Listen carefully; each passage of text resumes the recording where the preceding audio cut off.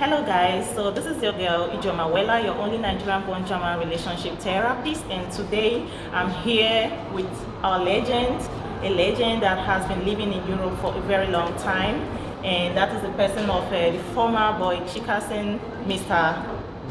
Wooden Legs, now known as CK Wooden, and he was actually the Nigerian Super Eagle music ambassador and also children's rights activist.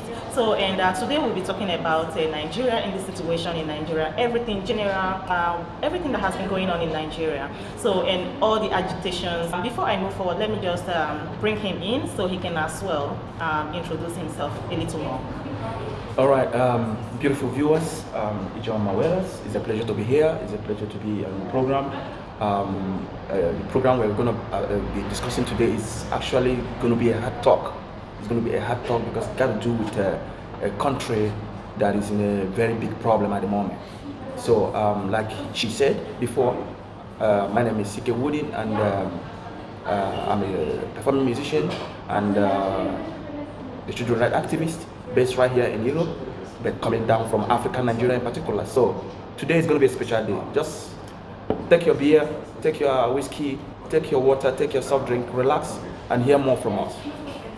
All right, thank you very much. So, and like you said, if you don't take alcohol, just take water, okay?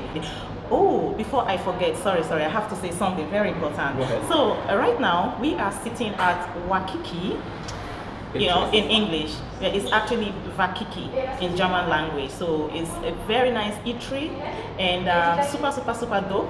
You have to visit it. If you're in Germany or around the world, maybe they have some outlet somewhere, try to visit their eatery. It's very nice, I can tell you that. So let's dive in again. So I have this feeling that the leader of the indigenous people of Biafra is not only being respected, but you know, some kind of, you know, people have some kind of fears, even the government.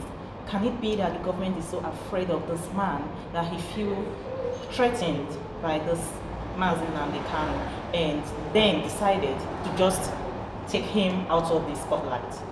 No, you have to understand this. Intelligence, wisdom, and ideology of life. Like I told you before, we are in a different world entirely. This young man called Nnamdi Kanu, he's intelligent. He's not only intelligent, he's spiritually gifted to fight for what he's fighting for, because he knows the avenue of even me. I am more angry than him, because let me tell you why I'm more angry than even Nnamdi Kanu. Since I was born, and at the moment now I'm above 40 years. Heading to 50 years, almost 50 years. Now, at my age, since I was born, I cannot tell you that I've profited in anything from a country where I was born. I was born seeing my parents as farmers, my grandparents as farmers. They don't even understand there is what they call oil, cocoa, resources in the country. They were living autonomous. They were going to farm, they were feeding them. You see, our grandparents married about 5-6 women because the society need help. The government was there then, but they were blind. They make people to be blind, and they are the one enjoying the fruit of the continent or the fruit of the country. So you see, our grandparents, our parents grew, suffered, and died. Then since I was born, I saw them like that. And as I was growing, I started learning that, oh, we have this ideology, we have these resources, we have this, that the road is not good, there's no light. Look, let me tell you something. If there is no freedom of you traveling from Africa to this part of the world, you will know there's 24 hours electricity.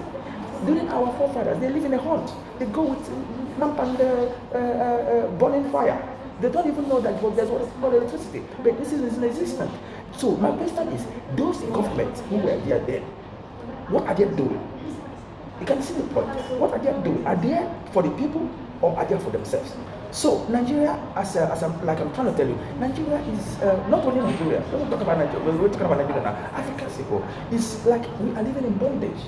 You get the point? It's like we are blind. So if you're talking about independence, you have to understand that there are no good schools, there are no good hospitals, there are no good people are not mentally in order. People are not thinking well. People are not enjoying what they're supposed to enjoy. But there are few people who does not want this continent to grow, who does not want this continent to expand.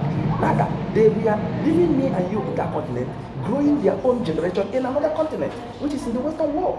So now Nnamdi Kanu I will say that he's a sent from God. Because what the guy is saying is nothing but the truth. And I want to tell you something. In Nigeria, when you talk, or Africa in general, there's no democracy. When you are saying the truth, people don't like you for saying the truth. People want you to say what they want to hear. You get the point? And this man does not want to tell you what you want to hear. And so people say he's very rude, he's very disrespectful. No, he's not rude, he's not disrespectful. The problem is that he is telling you what you want to hear, but your head is blocked. You don't want to hear it, and you don't want to see that you got a problem. You want to still live like our grandparents who doesn't even know that they have oil and cocoa, that they sell their oil and cocoa. They don't know that they can enjoy electricity for 24 hours. They don't know that there's what they call social welfare. They don't know that's what they call hospital. They only live through the house in the bush. You get the point? But there are people who are governing that country, who are enjoying the fruit of that country, training their own children, enjoying their own life in Western world, and living our grandparents like that. So Nnamdi Kanu has come to prove, not only Nnamdi Kanu, even me, even other people, other freedom fighters, they've come to prove to you that, look, we have the right to this.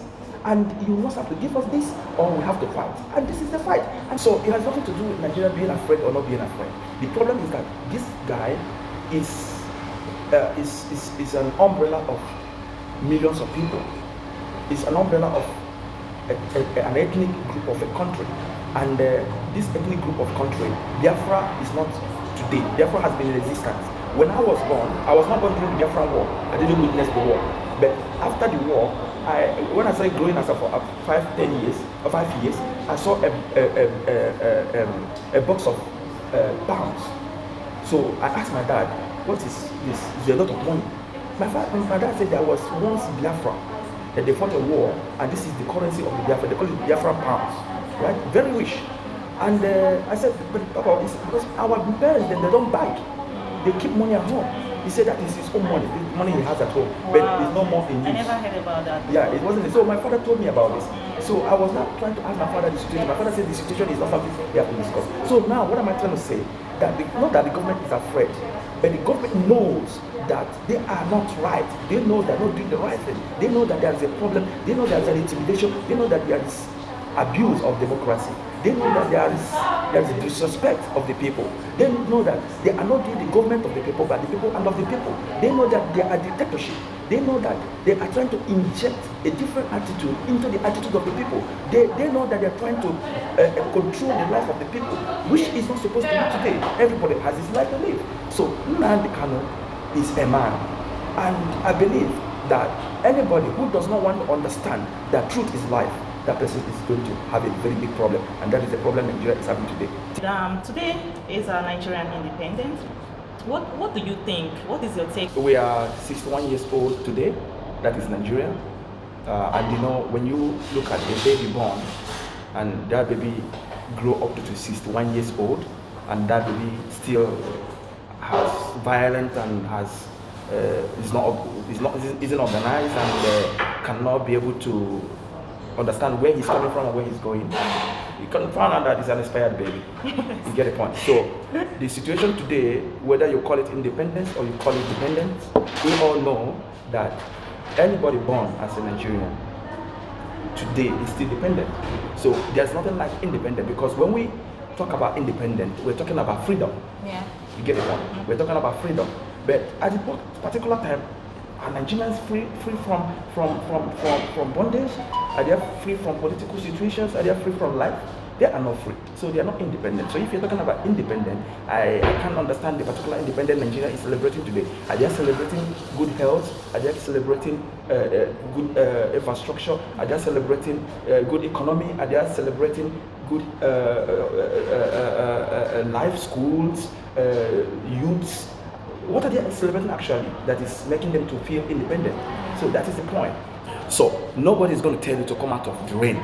When the rain beats you and you start feeling cold, you're definitely going to be the one to look for shelter and look for where you're going to clean up yourself. So the ideology is this.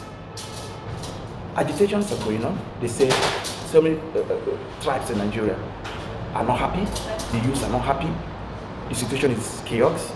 People are living in a difficult moment. And there's agitation going on from different parts of Nigeria, which is the southern part of Nigeria generally. And even some part of the north are trying to tell you that they are tired of the system.